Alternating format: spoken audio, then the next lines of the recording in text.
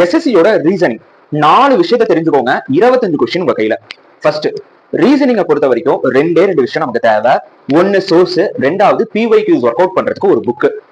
ரெண்டாவது விஷயம், இப்போ உங்களுக்கு டிஸ்பிளேல தெரியக்கூடிய இந்த ஒரு 10 டாபிக் தான் நமக்கு எஸ்எஸ்சியோட ரீசனிங்ல இருக்கு. இதை தாண்டி நமக்கு வேற எங்க இருந்தும் கொஸ்டின்ஸ் கேட்க போறது இல்ல. மூணாவது பாயிண்ட், இந்த ரீசனிங்க படிக்கிறதுக்காக நீங்க எந்த ஒரு புக்கை வாங்கணும் அப்படிங்கிற அவசியம் கிடையாது.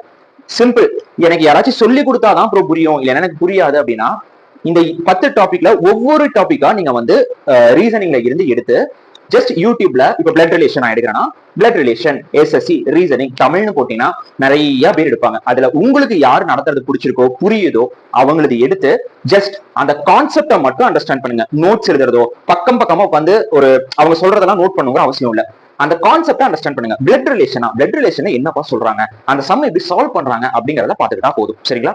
4வது பாயிண்ட் ரொம்ப ரொம்ப இம்பார்ட்டன்ட். நம்ம தெரிஞ்சுக்கிட்டா மட்டும் பட்டாது, கண்டிப்பா பிஒய்க்யூஸை ஒர்க் அவுட் பண்ணணும். பிஒய்க்யூஸை ஒர்க் அவுட் பண்ணதான் 25 கொஸ்டினையும் அந்த காமன் நேரத்துல போடக்கூடிய அந்த ஒரு ஸ்பீட் நமக்கு வரும்.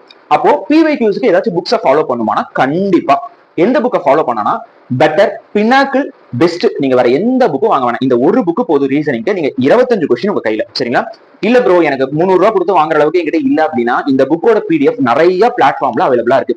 நீங்க டெலிகிராம்ல சர்ச் பண்ணா உங்களுக்கு கண்டிப்பா கிடைக்கும். அதை நீங்க டவுன்லோட் பண்ணி யூஸ் பண்ணிக்கலாம். சரிங்களா? So reasoning இவ்வளவுதாங்க.